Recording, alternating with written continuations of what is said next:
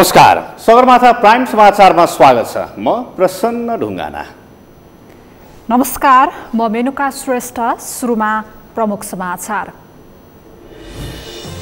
सरकारले ल्याएका 2 अध्यादेश राष्ट्रपतिबाट खारेज। चौतर्फी विरोधपछि अध्यादेश खारेजीको सिफारिस गर्न सरकार बाध्य।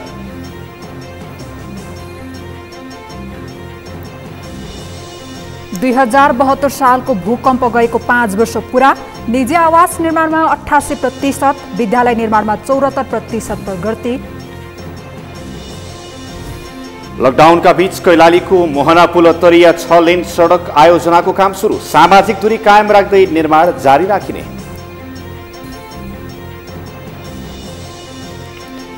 विश्वभर महामारी फैलिएको कोरोनाको संक्रमणबाट ज्यान गुमाउनेको संख्या 1,92,000 नाग्यो। 27,49,000 बढी संक्रमित। र वेल्सका फुटबलर ग्यारेथ बेल दम्पतिले हेल्थ च्यारिटीलाई 5 लाख पाउन्ड सहयोग गरे। कोरोना पीडितको उपचारमा खर्च गरिने।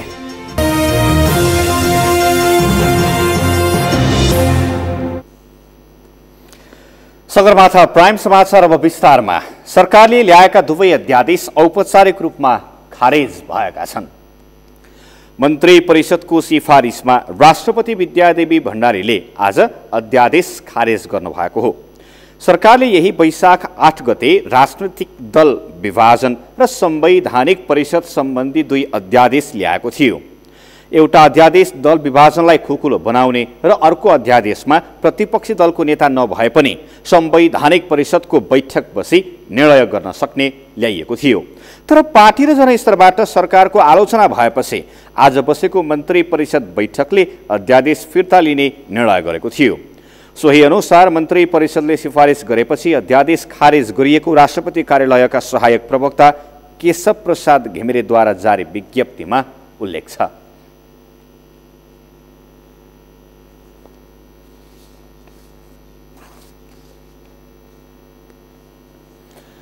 विनाशकारी भूकम्प गएको 5 वर्ष पूरा भएको छ। भूकम्पले पुर्याएको क्षतिको अझै पुनर्निर्माणको काम सकिएको छैन। सरकारलाई समयमै पुनर्निर्माणको काम सक्न चुनौती देखिएको छ। श्री कृष्ण सुवेदीको रिपोर्ट। 2072 सालको विनाशकारी भूकम्पको 5 वर्ष पूरा भएको छ। 72 सालको वैशाख 12 गते शनिबार दिउँसो 11:56 7.6 रेक्टर स्केलको भूकम्प गएको थियो। भूकम्प र त्यसपछिका लगातारको पराकम्पको कारण गोर्खा, धादिङ, नुवाकोट, रसुवा, सिन्धुपाल्चोक, दोलखा, रामेछाप, ओखलढुङ्गा, सिन्धुली, काभ्रेपलाञ्चोक, भक्तपुर, काठमाडौँ, ललितपुर र मकवानपुर गरी 14 जिल्लामा धेरै क्षति भएको थियो। भूकम्पपछिको यो अवधिमा पुनर्निर्माणमा निजी आवासमा 88% प्रगति भएको राष्ट्रिय पुनर्निर्माण प्राधिकरणले जनाएको छ। पुनर्निर्माणका क्रममा हालसम्म सरकार र दात्री निकायबाट 3 खर्ब 9 अर्ब र गैर सरकारी संस्थाबाट 72 अर्ब गरी 3 खर्ब 81 अर्ब रुपियाँ खर्च भएको छ। पुनर्निर्माणको जिम्मेवारी पाएको प्राधिकरणले 4,94,044 अर्थात् 63% लाभग्राहीको निजी आवास पुनर्निर्माण सम्पन्न भएको र थप 1,90,145 अर्थात् 25% लाभग्राहीको निजी आवास पुनर्निर्माण अन्तिम चरणमा रहेको सहित 88% प्रगति भएको जनाएको हो। यो अवधिमा 74% विद्यालयको पुनर्निर्माण सम्पन्न भएको छ। 1,492 अर्थात् 20% विद्यालय पुनर्निर्माण अन्तिम चरणमा छन्। भूकम्प प्रभावित 32 जिल्लाका 920 सम्पदा मध्ये 402 सम्पदाको पुनर्निर्माण सम्पन्न भएको छ। 141 सम्पदा पुनर्निर्माणको क्रममा छन्। काठमाडौँ उपत्यकाभित्रका विश्व सम्पदा क्षेत्रका क्षतिग्रस्त 170 सम्पदा मध्ये 101 अर्थात् 59% सम्पन्न भएका छन्। बाँकी 54 अर्थात् 32% पुनर्निर्माणको क्रममा छन्। कुल 1,197 क्षतिग्रस्त स्वास्थ्य संस्था मध्ये 669 स्वास्थ्य संस्थाको पुनर्निर्माण सकिएको छ। 145 पुनर्निर्माणको चरणमा छन्। सम्पन्न भएका र पुनर्निर्माण भइरहेका गरी स्वास्थ्य क्षेत्रमा 68% प्रगति हासिल भएको छ। कुल 415 सरकारी भवन मध्ये 349 अर्थात् 84% सरकारी भवनको पुनर्निर्माण सम्पन्न भइसकेको छ। 49 पुनर्निर्माणको चरणमा छन्। तीमध्ये धेरै सम्पन्न हुने चरणमा छन्। सुरक्षा निकायका 194 संरचनाको पुनर्निर्माण सम्पन्न भइसकेको छ भने 22 पुनर्निर्माणको चरणमा छन्। उक्त भूकम्पमा परि देशभर 8790 मानिसको मृत्यु भएको थियो। त्यस्तै 20,000 भन्दा बढी नागरिकहरू घाइते भएका थिए। सगरमाथा टेलिभिजनका लागि क्यामेरा पर्सन सुरेन्द्र राउतका साथ श्रीकृष्ण सुवेदी, काठमाडौँ। राष्ट्रिय सभाको दिगो विकास समितिले कोरोना महामारी नियन्त्रणमा मात्रै ध्यान केन्द्रित गर्न सरकारलाई निर्देशन दिएको छ। विश्व महामारीका रूपमा फैलिएको कोरोना भाइरस कोभिड-19 संक्रमणको जोखिम रहेका बेला महामारी नियन्त्रण भन्दा अन्यत्र ध्यान दिन समेत समितिले निर्देशन दिएको हो। अहिलेको समयमा सबै एकजुट भएर काम गर्नु बाहेक अन्य विकल्प नभएको भन्दै सरकारलाई समितिले यस्तो निर्देशन दिएको हो। एक रिपोर्ट। राष्ट्रिय सभाको दिगो विकास समितिले कोरोना महामारी नियन्त्रणमा मात्र ध्यान केन्द्रित गर्न सरकारलाई निर्देशन दिएको छ। कोरोना संक्रमण नियन्त्रण अहिलेको प्रमुख काम भएकोले यसैमा ध्यान केन्द्रित गर्न सरकारलाई निर्देशन दिएको हो। संविधान र जनताको इच्छा विपरीत जाने अधिकार कसैलाई पनि नभएको समिति सभापति तारादेवी भट्टले बताइन्। एउटा मात्रै हाम्रो कुरा फोकस के छ भने कोभिड-19 मात्रै छ। त अहिले यस्तो बेलामा गुट र फुटेको स्थिति सिर्जना गर्नु पनि हुँदैन। यसमा सरकारको गम्भीर ध्यानाकर्षण गराउन चाहन्छु र यस्तो बेलामा हामी एकजुट हुनै पर्छ। त्यसैले संविधानको मर्म र जनताको इच्छा विपरीत जाने अधिकार कसैलाई पनि छैन भन्ने ध्यानाकर्षण पनि गराउन चाहन्छु। आज बसेको समिति बैठकमा सांसद दीनानाथ शर्माले सीमानामा रहेका नागरिकहरूलाई सुरक्षित रूपमा देश भित्राउन माग गरेका छन्। उनले जनताको भोट लिने सरकारले उनीहरूको जीवनमाथि खेलवाड गर्न नहुने बताएका छन्। सीमापारी रहेका नागरिकहरूको भोटबाट जितेका स्थानीय तहका प्रतिनिधिहरू नागरिकहरूप्रति गैर जिम्मेवार हुन नपाउने उनको तर्क छ।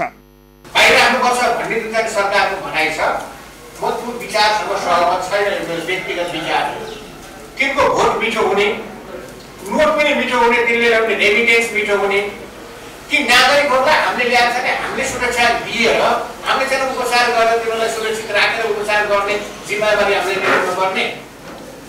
हाम्रो चाहिँ मेयरहरूले, हाम्रो स्थानीय निकायहरूले, खेती महाकालीका जिल्ला स्थानीय निकायका मान्छेहरू पहिले त्यहाँ तिनको भोट पाए, जिते त्यहाँ गए, त्यसले चाहिँ ल्याउनु नपर्ने, त्यसले चाहिँ सुरक्षित गर्नु नपर्ने आफ्नो नागरिकहरूको, आफ्नो भोटरहरूको। हामी चाहिँ हाम्रो नागरिकहरूप्रति गैर जिम्मेवार बन्न सक्छौँ, राष्ट्र पनि बन्न हुने। महामारीको समयमा राहत वितरणमा पक्षपात भएको र कुहिएको चामल वितरण भएका खबर आएकाले यस्तो अवस्थाको अन्त्य हुनुपर्ने सांसद शारदा भट्टको भनाइ छ। उनले अहिलेको समयमा नेपाली दाजुभाइ मिलेर एकअर्कालाई सहयोग गर्ने बेला भएकाले जुटेर कोरोनाको सामना गर्नुपर्ने बताइन्। यस्तो बेलामा कुहिएको चामल बाँडिदिने, यो मेरो कार्यकर्ता हो, उसको हो, उसको यो बेला त्यस्तो हो त। यो बेलामा त हामीले सबैले नेपाली दाजुभाइ हामी सबै मिलेर एक दोस्रोलाई सहयोग गर्ने बेलामा त्यो पनि छुट्यायो भन्ने सुनिन्छ। दोस्रोको कुहिएको चामल खाएर हैजा लागेर बिमार भएर छन्, त्यो पनि गर्नु भएन। हामी माथि एउटा अहिले ज्यान बचाउनु गाह्रो छ। विदेशमा कति मरिसके, हाम्रो यहाँ पनि नहोला भन्न सकिन्न। कस्तो कस्तो धनी सम्पूर्ण देश त त्यस्तो भएर गयो भने हाम्रो के छ। विश्वका शक्तिशाली मुलुकहरूमा भयावह अवस्था हुँदा नेपालमा त्यस्तो अवस्था नभएकाले सबैलाई आत्मबल मिलेको सांसद गंगा कुमारी बेलवासेको भनाइ छ। अहिले यहाँसम्म आइपुग्दाखेरि हामी अब कोरोनाको कहरको चाहिँ 3-4 महिना बिताइसकेका छौँ। संसारभरिको स्थिति यता नेपालमा प्रभावित भएको हिसाबले पनि हामीले 1 महिना बढी चाहिँ भइसकेको छ र कोही निको भएर पनि जानुभएको छ। यो राम्रो पक्ष छ र भेटिने दरको कुरा गर्दाखेरि पनि अब त्यो अन्तको हेरेर न्यून सङ्ख्यामा जुन कोरोनाको प्रभावित बिरामीहरू भेटिनु भएको छ त्यसले पनि हामीलाई चाहिँ अब हामी एउटा ढङ्गले आत्मनिर्भर बन्न सक्यौँ भन्ने लागेको छ।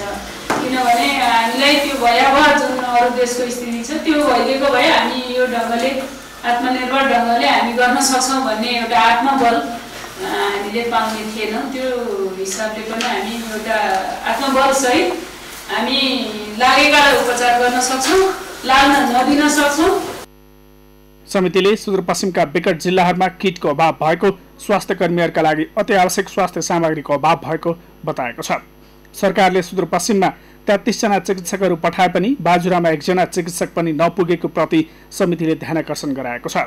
स्थानीय तहका अस्पताल र अन्य स्वास्थ्य संस्थाहरूको भौतिक संरचना पर्याप्त नभएको र केही स्थानीय तहहरूले कुहिएको खाद्यान्न वितरण गरेको तथा कमतौल भएको खाद्य पदार्थ वितरण गरेको गुनासोहरू आएको प्रति पनि समितिले सरकारको ध्यानकर्षण गराएको छ। सगरमाथा टेलिभिजनका लागि केशव शर्मा, काठमाडौँ। आदरणीय दर्शकवृन्द, सरकारले कोरोना महामारी नियन्त्रणका लागि भन्दै लकडाउन गरेको आज 32औं दिन पुगेको छ। यो बीचमा 48 जना कोरोना संक्रमितहरू भेटिएका छन् भने केही उपचारपछि निको भएर आफ्नो घर जान सफल भएका छन्। यसबाट पनि के थाहा हुन्छ भने कोरोना संक्रमित हुने बित्तिकै, कोरोनाको संक्रमण हुने बित्तिकै मानिसहरूको मृत्यु भइहाल्छ भन्ने चाहिँ होइन रहेछ भन्ने कुराको पनि ज्ञान हुन्छ र त्यसले त्यही नै सन्देश दिन्छ। हामीले पनि यति आशा गर्न सक्छौँ र अहिलेसम्मको स्थिति हेर्दै गर्दा 48 जना भेटिएका छन् र आजको दिनलाई निहाल्ने हो भने आज कुनै पनि कोरोना संक्रमित त्यस्ता बिरामीहरू भेटिएका छैनन्। र कोरोनाको जुन म्याद थियो, कोरोना संक्रमण नहुनका निम्ति सरकारले जुन निर्णय गरेको थियो लकडाउनको, त्यो निर्णय अब आउने सोमबार सकिँदैछ र आज बस्ने मन्त्री परिषदले यसबारेमा निर्णय गर्छ कि भनेर केही आकलनहरू गरिएका थिए। तर आज बस्ने बैठकले पनि यसबारेमा अब अर्को कुनै बैठकमा चाहिँ निर्णय गर्ने भनेर भनिएको छ। थप जानकारी हामी हाम्रा सहकर्मी सन्तोष पी के थापासँग लिँदैछौँ। सन्तोषजी। हजुर प्रसन्नजी, सुन्दै हुनुहुन्छ? हजुर सुन्दैछु। के छ आजको अवस्था, खास गरी लकडाउनको अवस्था के कस्तो रह्यो काठमाडौँ लगायतका आसपासका क्षेत्रहरूमा? अनि यो लकडाउन कहिलेसम्म चल्ने हो? आजको बैठकले पनि कुनै पनि टुङ्गो लगाउन सकेन।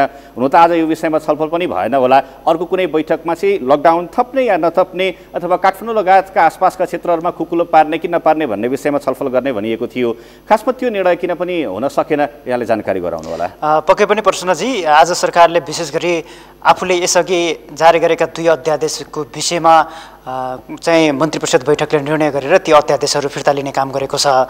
यसअघि 2 अध्यादेश आइसकेपछि विभिन्न तहबाट, राजनैतिक तहबाट, जनस्तरबाट र प्रतिपक्षी दलहरूबाट पनि खरो आलोचना भइसकेपछि सत्तारूढ दल नेपाल कम्युनिस्ट पार्टी नेकपा भित्रै पनि यसको विवाद भइसकेपछि सरकारले अन्ततः यी 2 अध्यादेशहरू फिर्ता लिएको छ। राष्ट्रपतिले चाहिँ यी अध्यादेशहरू विवादित बनेको भनेर आज खारेज गर्नुभएको छ।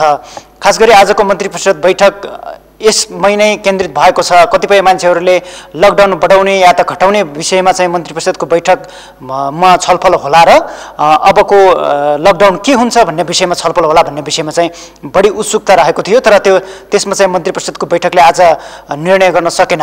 अब लकडाउन बढ्छ कि या त यही सकिन्छ भन्ने विषयमा चाहिँ सरकारले अहिलेसम्म पनि कुनै खाले निर्णय या त सङ्केतहरू बाहिर सार्वजनिक गरेको छैन।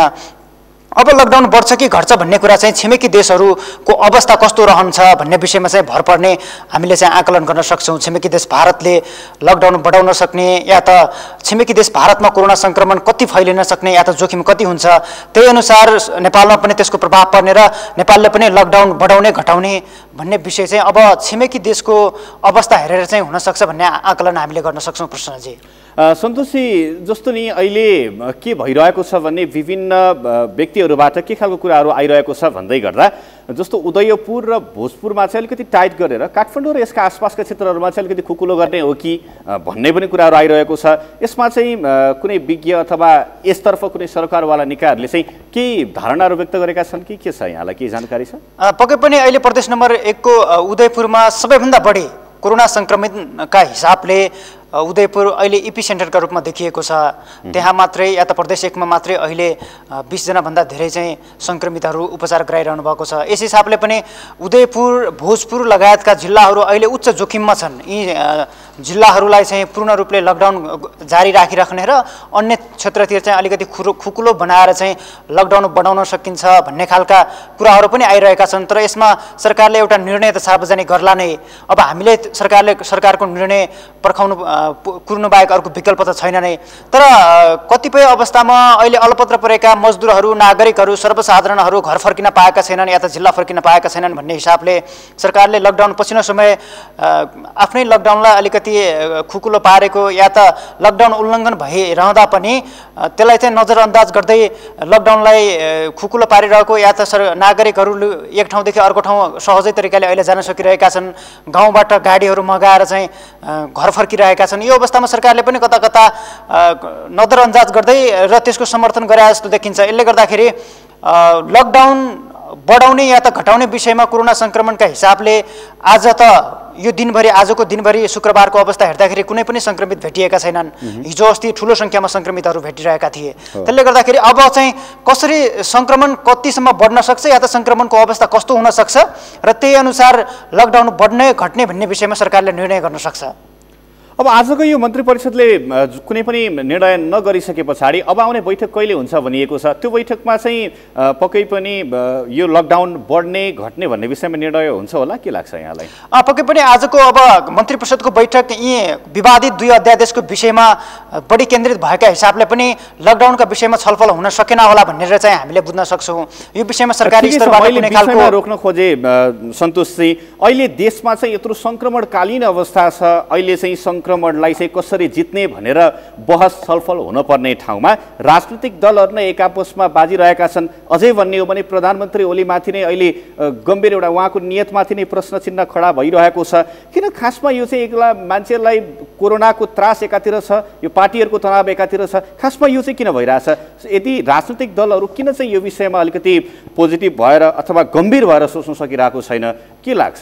पक्कै पनि कोरोनाको महामारी यति बेला विश्व स्तरमा युद्ध स्तरमा कोरोनाको महामारीसँग लड्न पर्ने बेला छ। यो बेलामा सरकार मात्रै नभएर विपक्षी दलहरू, नेपालका राजनैतिक दलहरू सबै एक ठाउँमा उभिएर कोरोनाको महामारीसँग लड्न पर्ने अवस्थामा जुन खाले यो पछिल्लो समय विवादित यो अध्यादेशहरू आए, यसले गर्दाखेरि नेपालको राजनैतिक तरङ्गित बनेको छ। यो नहुन पर्थ्यो तर भयो। अन्ततः सरकारले पनि यसलाई सच्याएको छ। अब त्यसभित्र अनेक खालका स्वार्थहरू हुन सक्छन्, राजनैतिक स्वार्थहरू हुन सक्छन्, दलगत स्वार्थहरू हुन सक्छन्। ती सबै कुराहरूलाई सच्याएर अन्ततः सरकारले आफ्नो अडानबाट पछि हटेको छ या त अध्यादेशहरू फिर्ता लिएको छ। यो सकारात्मक छ।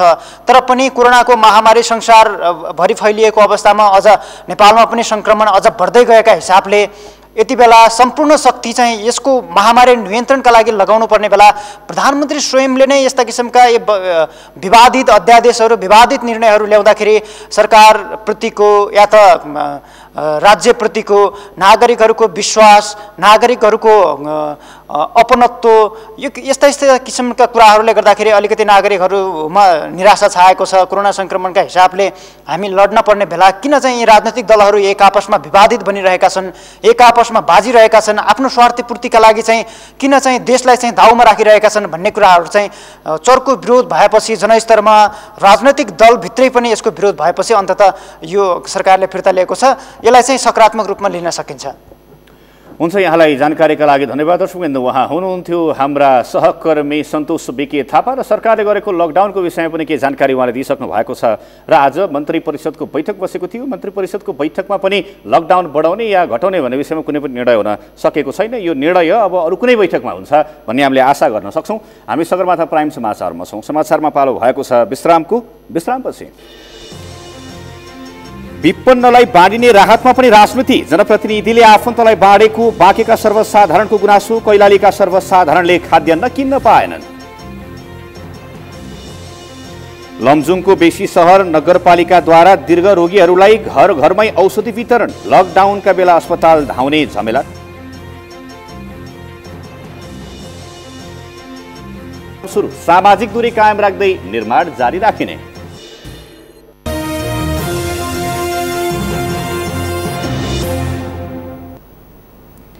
विश्रामपछि सगरमाथा प्राइम समाचारमा स्वागत छ। अब बाँकी समाचार। नेपालमै सबैभन्दा धेरै कोरोना संक्रमित भेटिएको उदयपुरको त्रियुगा नगरपालिका 3 भुल्केमा आज स्वास्थ्य परीक्षण गरिएको छ। 12 भारतीय सहित 28 जनामा कोरोना संक्रमण पुष्टि भएपछि त्रसित बनेका स्थानीयको मनोवैज्ञानिक त्रास हटाउन तथा स्वास्थ्य अवस्थाबारे जानकारी लिन स्वास्थ्य शिविर राखेर स्वास्थ्य परीक्षण गरिएको हो।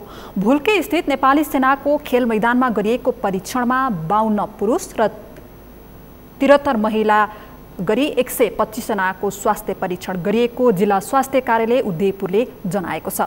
परीक्षणका क्रममा रुगाखोकी, ज्वरो, झाडापखाला, सुगर र अन्य सामान्य बिरामीहरूको समेत चेक जाँच गरिएको छ। कोरोना पुष्टि भएसँगै भुल्के क्षेत्रमा कडा सुरक्षा अवस्था भएका कारण औषधि उपचार गर्न समेत समस्या भएको भन्दै स्थानीय मुस्लिम समुदायमा मनोवैज्ञानिक त्रास बढेको थियो। उनीहरूको स्वास्थ्य समस्यालाई ध्यानमा राख्दै त्रियुगा नगरपालिका, जिल्ला अस्पताल र स्वास्थ्य कार्यालयले संयुक्त रूपमा स्वास्थ्य शिविर राखेका हुन्। उदयपुरमा 12 भारतीय जमाती सहित 28 जनामा कोरोना संक्रमण पुष्टि भइसकेको छ। चौदण्डीगढी नगरपालिका 5, सिवाईको 58 र त्रियुगा नगरपालिका 2, मोथियाईका 20 गरी कुल 78 जनाको स्वाब परीक्षणको रिपोर्ट आउन बाँकी रहेको छ। सबैको परीक्षण कोशी अस्पताल विराटनगरमा जारी रहेको छ। यसै विषयमा थप कुराकानी गर्न उदयपुर सहकर्मी गणेश उप्रेती यति बेला हाम्रो प्रत्यक्ष टेलिफोन सम्पर्कमा हुनुहुन्छ। गणेशजी, उदयपुरमा एकैपटक 28 जनामा कोरोना संक्रमित भेटिएसँगै त्यहाँको पछिल्लो अवस्था के छ, जानकारी गराइदिनुहोस् न। मेनुकाजी 28 जनामा कोरोना पुष्टि भएको त्रियुगा नगरपालिका 3 भुल्के क्षेत्रमा यति बेला पनि कड़ा सुरक्षाका बीच ठाउँलाई सीलबन्दी गरिएको छ। खास गरी 53 समुदाय मुस्लिम परिवारमा चेक जाँच गर्दाखेरि चाहिँ कोरोना पुष्टि भए पश्चातको क्षेत्रमा अहिले सिल गरिएको छ। एक वडाबाट अर्को वडामा जान बन्देज गरिएको छ भने भुल्के क्षेत्रको चाहिँ विशेष गरी मुस्लिम समुदाय र त्यस आसपासका क्षेत्रमा चाहिँ एक घर परिवारबाट अर्को घर परिवारमा पनि जान बन्देज गरिएको छ।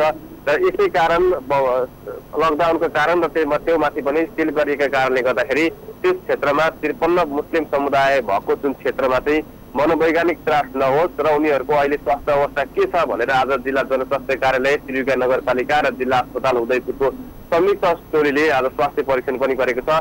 खास गरी कोरोना पुष्टि भएको मुस्लिम समुदायमा चाहिँ मनोवैज्ञानिक त्रास नपरोस् र उनीहरू दीर्घ रोगीहरू पनि रहछन् भने उनीहरूलाई पनि निष्क्रिय रूपमा औषधि दिने र त्यस पछाडिबाट आज चेक जाँच गर्दाखेरि जस्तो ज्वरो आएको, रुगाखोकी आएको, त्यसै गरी अन्य बिरामीहरूको समेत समस्याको पहिचान गरेर उनीहरूलाई औषधि दिने कामहरू आज भएको छ। खास गरी आज परीक्षण गरिएका कसैमा पनि कोरोनाको लक्षण देखा नपरेको जिल्ला जनस्वास्थ्य कार्यालय उदयपुरका प्रमुख मोहन सुवेदीले जानकारी दिनुभएको छ। मेनुकाजी, जस्तो नै गणेशजी, अहिलेसम्म चाहिँ त्यहाँ कतिजनाको स्वास्थ्य परीक्षण गरिसकिएको छ? मेनुकाजी, त्यहाँ अहिले भुल्के क्षेत्रमा चाहिँ स्वाब मात्रैको कुरा गर्ने हो भने 320 जनाको त्यहाँबाट स्वाब सङ्कलन गरिएर लगेको छ, जसमध्येमा चाहिँ 28 जनामा कोरोना पुष्टि भइसकेको छ भने अन्यको रिपोर्ट आउन बाँकी छ भने आज जुन जनस्वास्थ्य कार्यालयले आज परीक्षण गरेको जो सामान्य शिविर मात्रै हो त्यो चाहिँ आज 125 जनामा चाहिँ आज साधारण चाहिँ शिविर सञ्चालन गरेर औषधिहरू वितरण गरिएको अवस्था छ। यसै गरी उदयपुरको समग्र अवस्था कुरा गर्नुपर्दा अहिले केही बेर अघिसम्म हामीलाई जानकारी गराए अनुसार चाहिँ उदयपुरमा चाहिँ जिल्ला अस्पतालका 26 जना, त्यसै गरी बेलटारको 14 नगरपालिकामा 58 जना, जिल्लाको त्रियुगा नगरपालिकाको 20 जना, कटारी नगरपालिकाको 2 जना र बेलाका नगरपालिकाको 8 जनाको चाहिँ स्वाब रिपोर्ट लगायतको चाहिँ स्वाब रिपोर्टहरू आउन बाँकी रहेको छ। यसले अब यो पश्चात चाहिँ कस्तो किसिमको चाहिँ उदयपुरमा थप त्रास फैलिन्छ भनेर चाहिँ अब यो पछाडिकोले चाहिँ जनाउनेछ। मेनुकाजी, खास गरी हिजो मात्रै भोजपुरमा 1 जनामा कोरोना पुष्टि भएसँगै ती भोजपुरका जुन व्यक्तिमा चाहिँ 26 वर्षीय व्यक्तिमा चाहिँ कोरोना पुष्टि भएसँगै उनको ससुराले चाहिँ उदयपुरको महिनामैनी रहेको भनेर चाहिँ बताइएको छ र उनी काठमाडौँबाट चाहिँ सुनसरीको इनोरवाबाट उदयपुरको सोमबारे हुँदै महिनामैनी गएको र महिनामैनी क्षेत्रमा चाहिँ उनको ससुराले रहेको र त्यहाँ चाहिँ आफू 4 दिन बसेको बताइसकेपछि हाल महिनामैनी क्षेत्रका उनको ससुराले भएको जुन ससुराली घर छ त्यहाँको शुद्ध 5 जनाको स्वाब सङ्कलन गरेर चाहिँ यतिखेर विराटनगरको कोशी अञ्चल अस्पतालमा पुर्याइएको छ। यसरी हेर्दाखेरि परीक्षणको दायरा उदयपुरमा बढाउँदै लगिएको चाहिँ अवस्था छ। मेनुकाजी, जसको स्वास्थ्य परीक्षण गरिएको थियो उनीहरूको रिपोर्ट आइपुग्न कति समय लाग्ला, तपाईँलाई केही जानकारी छ? मेनुकाजी, त्यो उदयपुरबाट जतिवटा स्वाब सङ्कलन गरेर लगिएको छ त्यसको चाहिँ तीव्र रूपमा चाहिँ परीक्षण भइरहेको छ भनिएको छ। यद्यपि आज 7 सम्ममा रिपोर्ट आउनुपर्ने भए पनि नआएपछि सम्भवतः भोलिसम्ममा चाहिँ आधीको चाहिँ रिपोर्ट आउने भनेर चाहिँ स्वास्थ्य कार्यालयका प्रमुख मोहन सुवेदीले जानकारी दिनुभएको छ। यसरी हेर्दा भोलि 10 बजेसम्ममा उदयपुरको आधाउधी रिपोर्ट आइसक्ने हामीले अन्दाज गरेका छौँ। मेनुकाजी, जस्तो नै गणेशजी, जसको स्वाब लियो उनीहरू चाहिँ यति बेला कस्तो अवस्थामा कसरी बसिरहेका छन्? मेनुकाजी खास गरी जुन जुन मान्छेहरूले स्वाब परीक्षण गरिएको छ उनीहरूलाई चाहिँ कसैलाई होम क्वारेन्टाइनमा राखेको छ भने कसैलाई चाहिँ अधिकांशलाई चाहिँ स्थानीय पालिकाहरूले चाहिँ बनाइएको क्वारेन्टाइनमा राखिएको छ। उनीहरूलाई विशेष निगरानीका साथमा चाहिँ राखिएको अवस्था छ मेनुकाजी। हवस्, जानकारीका लागि धन्यवाद। उहाँ हुनुहुन्थ्यो उदयपुर सहकर्मी गणेश उप्रेती। उदयपुरमा 28 जना कोरोना संक्रमित भेटिएसँगै त्यहाँको पछिल्लो अवस्था के छ, जसको स्वास्थ्य परीक्षण गरिएको थियो उनीहरूको रिपोर्ट आइपुग्न कति समय लाग्छ भन्ने विषयमा हामीलाई थप जानकारी गराउँदै हुनुहुन्थ्यो। अब बाँकी समाचार। कोरोना भाइरसको संक्रमण फैलिन नदिन सरकारले लकडाउन गरेको छ। लकडाउनले हुने खानेलाई खास असर नगरे पनि दैनिक ज्याला मजदुरी गरेर घर चलाउनेहरू भने समस्यामा छन्। लकडाउनमा परेकालाई सरकारले राहत दिने त भनेको छ, तर पीडितले पाएका छैनन्। यही समस्या छ बाँकेमा पनि। पीडित सर्वसाधारण राहतका नाममा पनि राजनीति भएको आरोप लगाएका छन्। बाँकेबाट मधु पौडेलको रिपोर्ट। चीनबाट फैलिएर विश्वलाई नै आतंकित बनाएको कोरोना भाइरस नेपालमा पनि देखिएपछि गत चैत्र 11 यता देश लकडाउनमा छ। लकडाउनको अवधि 1 महिना भन्दा बढी बितिसक्दा मजदुरी गरेर जीवन धानेकाहरूको भने जीवन नै सङ्कटमा परेको छ। रोगले भन्दा भोकले मर्ने अवस्थामा परेका मजदुरहरूका लागि भनेर नेपाल सरकारले कोही पनि भोकले मर्न नपरोस् भन्ने नीति सार्वजनिक गरेको छ।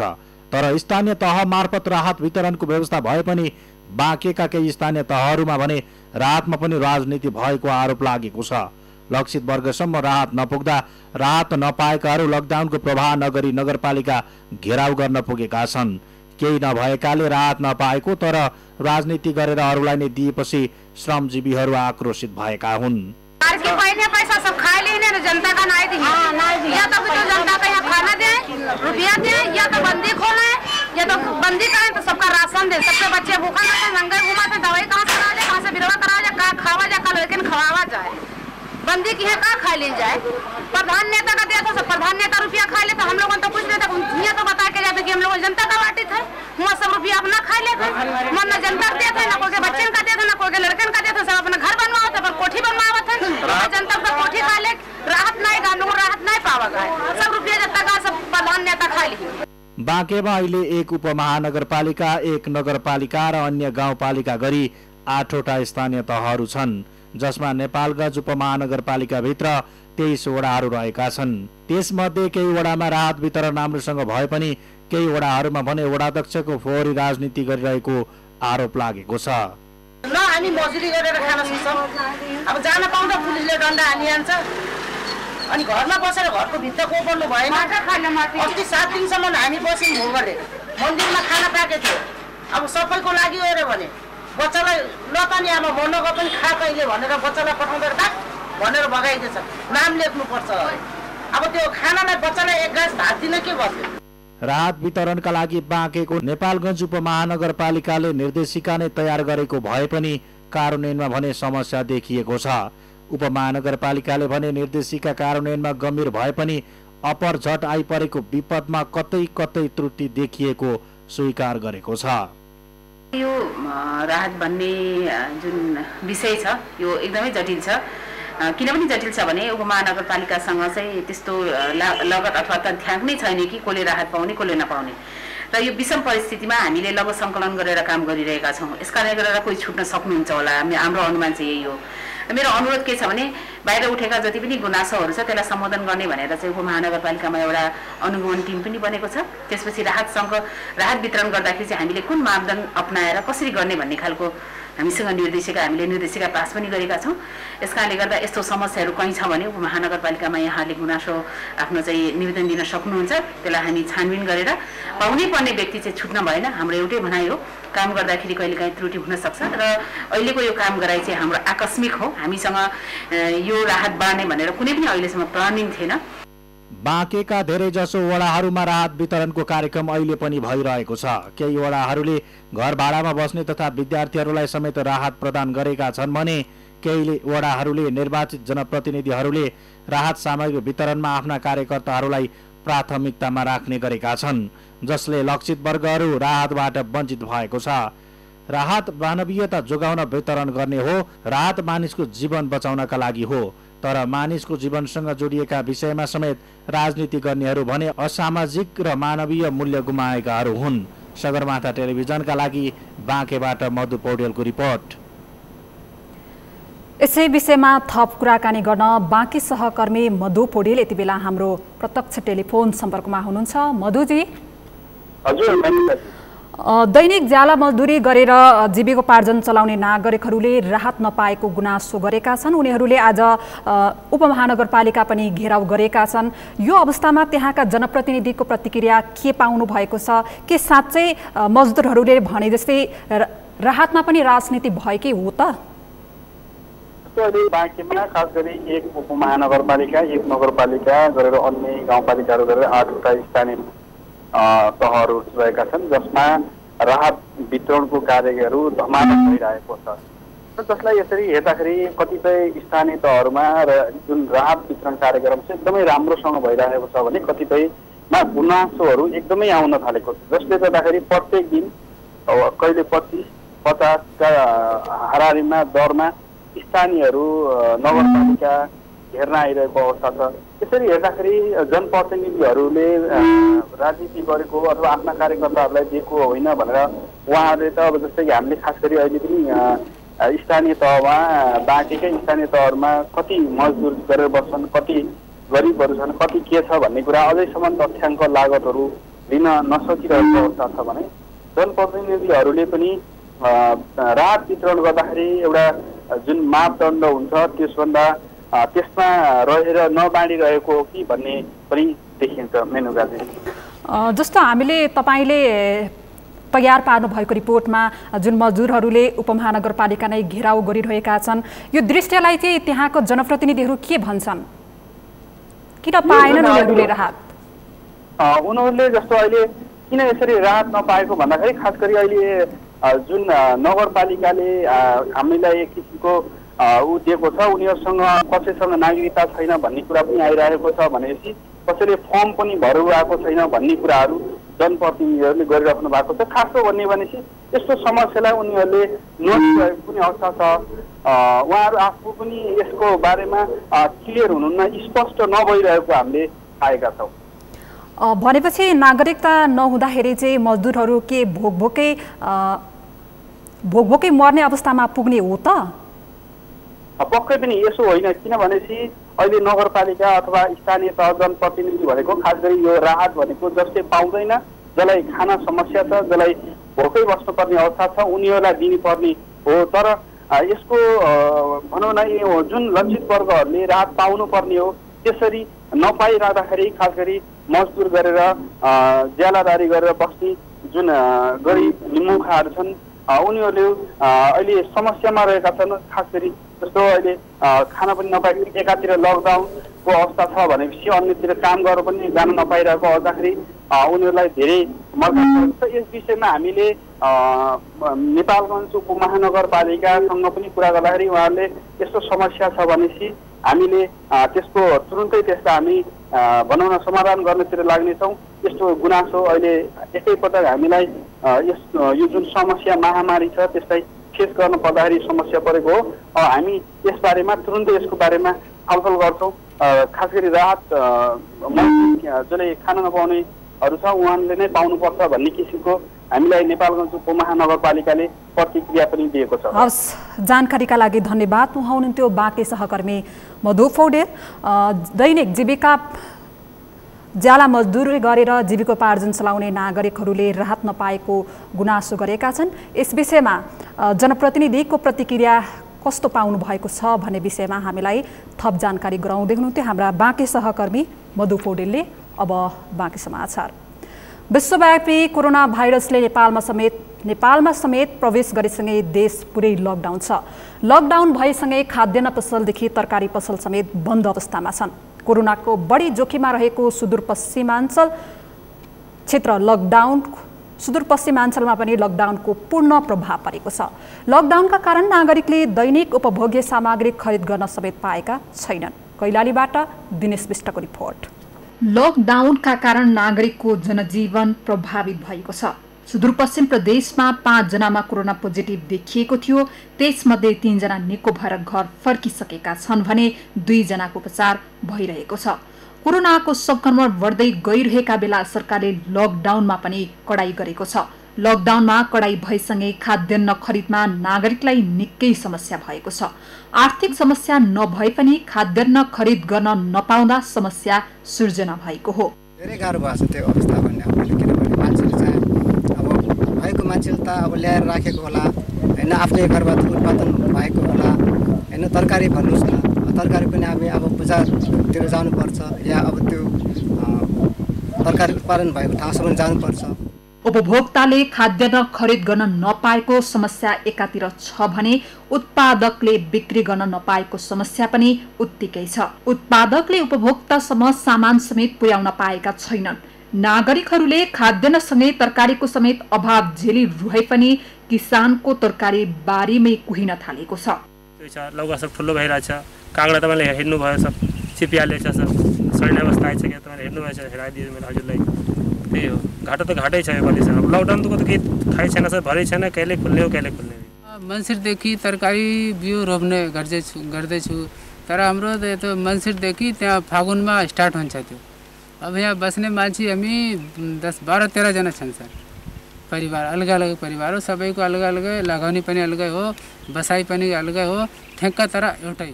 धनगढी उपमहानगरपालिकाले भने नागरिकको सहजताका लागि खाद्यान्न घर घरमै पुर्याउने व्यवस्था गरेको दावी गरेको छ।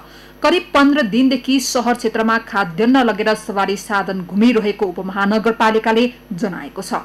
खाद्यान्न नपुगेको क्षेत्रमा खाद्यान्न पुर्याउन थप संयन्त्र परिचालन गरिने उपमहानगरपालिकाका मेयर नृप बहादुर ओडले बताए।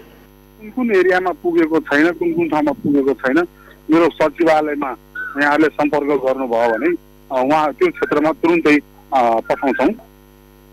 है अब यो 24 घण्टा लकडाउन भएका कारणले गर्दा जनताहरूले फिल्डमा चाहिँ आउन नपरोस्, भिडभाड गर्न नपरोस् भन्नको लागि घर घरमै पुगाउने वातावरण सृजना गर्न कोसिस गरेको अवस्था हो। उपमहानगरपालिकाले घुम्ती सवारी साधन मार्फत खाद्यान्न तथा तरकारी उपमहानगरवासीको घर दैलोमा पुर्याइरहेको दावी गरे पनि अधिकांश नागरिकले खाद्यान्न खरिद गर्न नपाएको गुनासो गरेका छन्। यही समस्याले बिहान र साँझको समयमा उपमहानगरका गल्लीहरूमा छिटफुट खाद्यान्न पसल खुल्ने र उपभोक्ताको भिड हुने क्रम समेत बढ्दै गएको छ। सगरमाथा टेलिभिजनका लागि कैलालीबाट दिनेश विष्टको रिपोर्ट। कोरोना भाइरस नियन्त्रणका लागि लकडाउनलाई नै सफल बनाउनु पर्ने निष्कर्ष स्याङ्जाका जनप्रतिनिधि र प्रशासनले लिएको छ। लकडाउनसँगै स्याङ्जा प्रवेश गर्ने जो कोही नागरिकलाई कडाइका साथ प्रवेश गर्ने वातावरण मिलाइएको छ। जिल्ला प्रवेश गर्ने 2 नाका कुविन्डे र रामदीमा कडाई गर्न थालिएको हो। स्याङ्जाबाट श्रीकृष्ण सिद्धिलको रिपोर्ट। सरकारले जारी गरेको लकडाउन 1 महिना बितिसकेको छ। यो अवधिभर विभिन्न ठाउँबाट स्याङ्जा भित्रिएका 568 जनालाई होम क्वारेन्टाइनमा राखिएको थियो। सबैलाई 14 दिन क्वारेन्टाइनपछि आरडीटीबाट परीक्षणमा नेगेटिभ रिपोर्ट आएपछि घर पठाइएको छ। लकडाउन र बाहिरबाट मान्छे आउनेको निगरानीमा प्रहरी चुनावको भएका कारण सफलता मिलेको दावी जिल्ला प्रहरी कार्यालयको छ। राजमार्गदेखि ग्रामीण क्षेत्रसम्म लकडाउनलाई सफल बनाउन प्रहरीले महत्त्वपूर्ण भूमिका खेलेको छ। प्रहरी र स्थानीय पालिकाका जनप्रतिनिधिहरूमा समन्वय भएका कारण लकडाउन सफल र कडाई हुँदै आएको पालिकाका प्रमुखहरू बताउँछन्। कास्की र स्याङ्जाको सिमानामा पर्ने फेदी खोला गाउँपालिकाले स्याङ्जा प्रवेश गर्ने सबै मान्छेलाई र सवारी साधनलाई सेनिटाइजर गरेर मात्रै पठाउने गरेको छ। प्रवेश गर्ने नाकामा कडाई गर्न सकिएन भने स्याङ्जा असुरक्षित हुन सक्ने आकलन गरी 24 घण्टा खटिएर काम गरिरहेको फेदी खोला गाउँपालिकाका अध्यक्ष घनश्याम सुवेदीले बताए। गाडीहरू जुन चाहिँ अति बिरामीहरू बोकेर आउने एम्बुलेन्सदेखि लिएर अनेक उसलाई पनि तपाईको यो सेनिटाइजर मार्फत टनलभित्र छिराएर उहाँलाई स्प्रे गर्ने, त्यसपछि उहाँको थर्मल स्क्यानिङ गरेर अनि सबै विवरणहरू रिपोर्टहरू लिएर सम्बन्धित पालिकाहरूसँग कोर्डिनेसन गरेर यसरी पठाउने काम चाहिँ गरिरहेका छौँ। र हामी खानाको निम्ति पनि एउटा मेस सञ्चालन गरेका छौँ, बस्नेको व्यवस्थापन छ र उहाँलाई आपत्ति परेको मान्छेलाई यहाँबाट गाडीमा हालेर सम्बन्धित ठाउँ जिल्लाहरूसम्म पुर्याउने पनि काम गाउँपालिकाले गरिरहेको छ र नाका चाहिँ 4वटा ठाउँमा चाहिँ हामीले ब्लक गरिरहेका छौँ। लकडाउनका कारण नागरिकमा पनि समस्यामा हरेक वडा अध्यक्षदेखि सदस्यसम्मका जनप्रतिनिधि चनाखो भएर लागेका छन्। 11 पालिका रहेको स्याङ्जामा सबै पालिकाका जनप्रतिनिधिहरू आफ्ना पालिकामा बाहिरबाट आउने र पालिका भित्र रहेका मजदुरी गरेर पेट पाल्दै आएकाहरूलाई राहतको व्यवस्था मिलाइएको स्थानीय तहका जनप्रतिनिधिहरूको भनाइरहेको छ। हामीले हाम्रो गाउँपालिकाका नाकाहरूमा विशेष ख्याल गर्दै को मान्छे बाहिरबाट आएको छ, को अर्को स्थानीय तहबाट आएको छ, त्यसलाई वाच गर्ने र त्यसलाई काउन्सिलिङ गर्ने र त्यो बाहिरैबाट आएको रहेछ, तपाईँको भैरवा हुँदै आएको रहेछ, तराईबाट आएको रहेछ भने त्यसलाई शङ्काको घेरामा राखेर हामीले त्यसलाई अर्को व्यवस्था गरेका छौँ। त्यसलाई क्वारेन्टाइनमा ल्याएर राख्ने 14 दिन हेर्ने व्यवस्था गरेका छौँ। जिल्लामा 536 क्वारेन्टाइन क्षमता र 11 क्षमताको आइसोलेसन निर्माण गरिएको छ। अब स्याङ्जा आउने व्यक्ति 14 दिन क्वारेन्टाइनमा बस्ने सहमति गरे मात्रै प्रवेश गर्न दिने निर्णय गरिएको छ, जसका लागि सम्बन्धित पालिकाले जिम्मा लिने व्यवस्था मिलाइएको छ। सगरमाथा टेलिभिजनका लागि स्याङ्जाबाट सुकृष्ण सिग्देलको रिपोर्ट।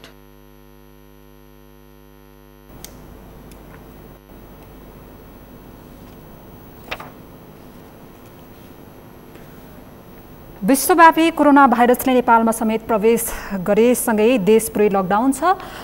कैलालीमा लकडाउन भएसँगै कैलालीमा पनि लकडाउन भएसँगै खाद्यान्न पसलदेखि तरकारी पसल समेत बन्द अवस्थामा छन्।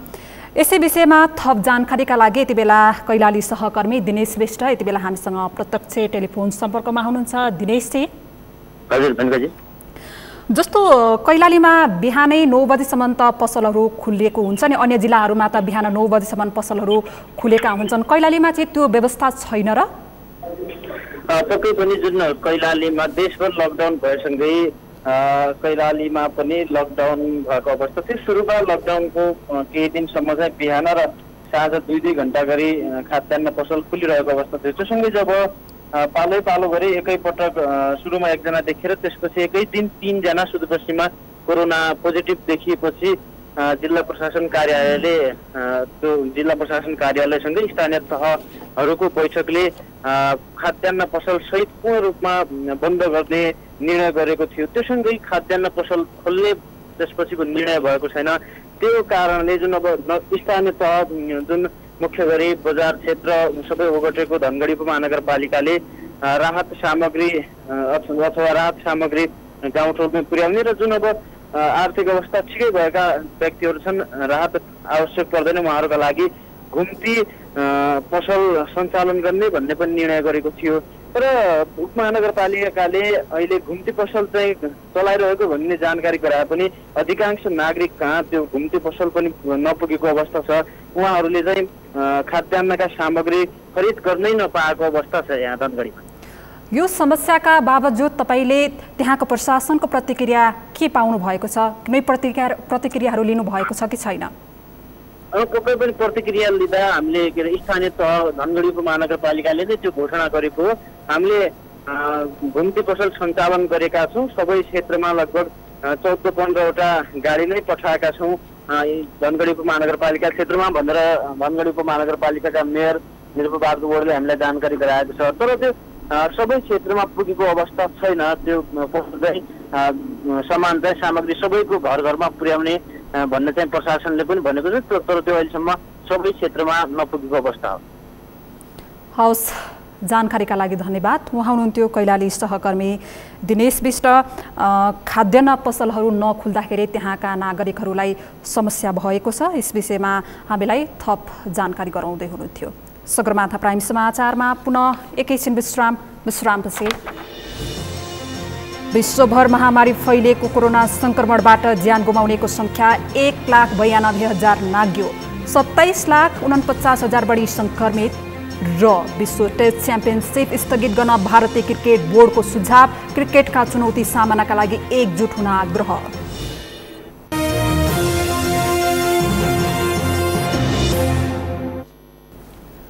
अब पालो अर्थ समाचारको।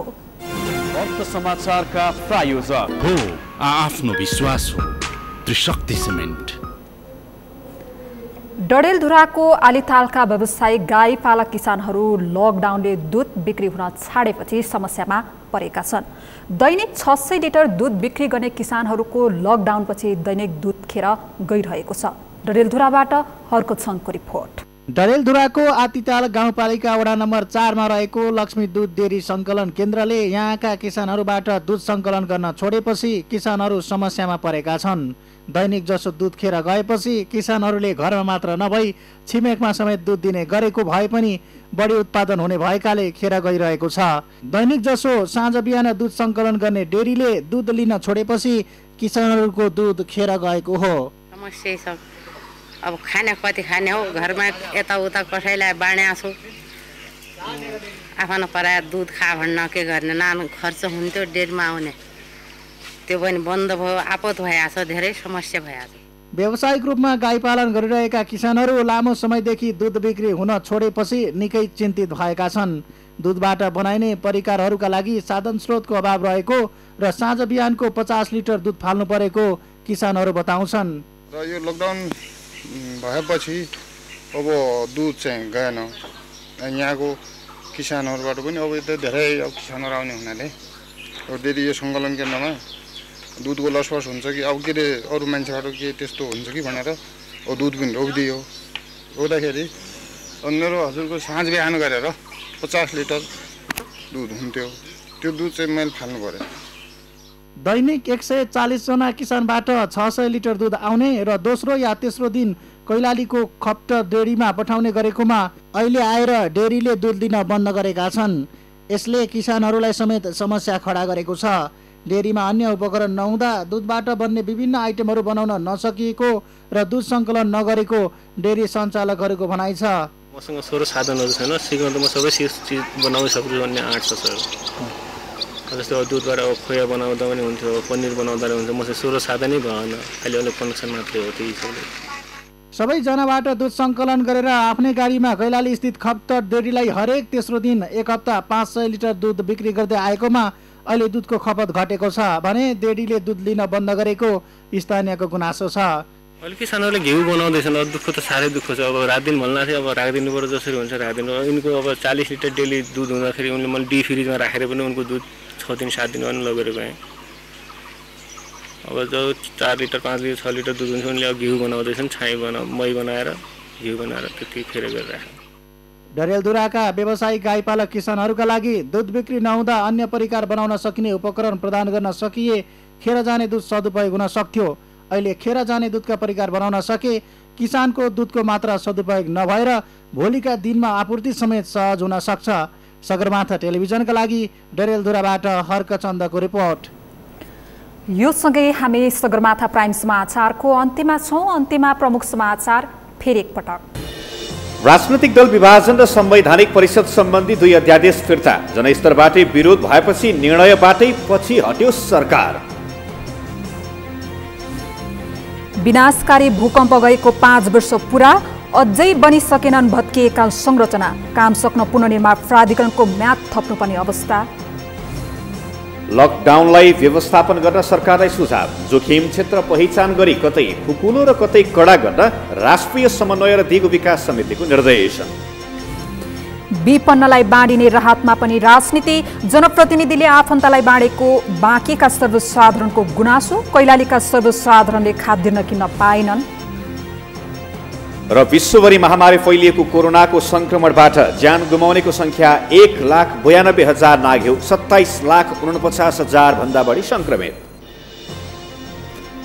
हौस् त सगरमाथा प्राइम समाचार अहिलेलाई सकियो। तपाईँ समाचार बुलेटिनका साथै सगरमाथा टेलिभिजनका सम्पूर्ण कार्यक्रम www.sagarmatha.tv मा पनि पढ्न र हेर्न सक्नुहुनेछ।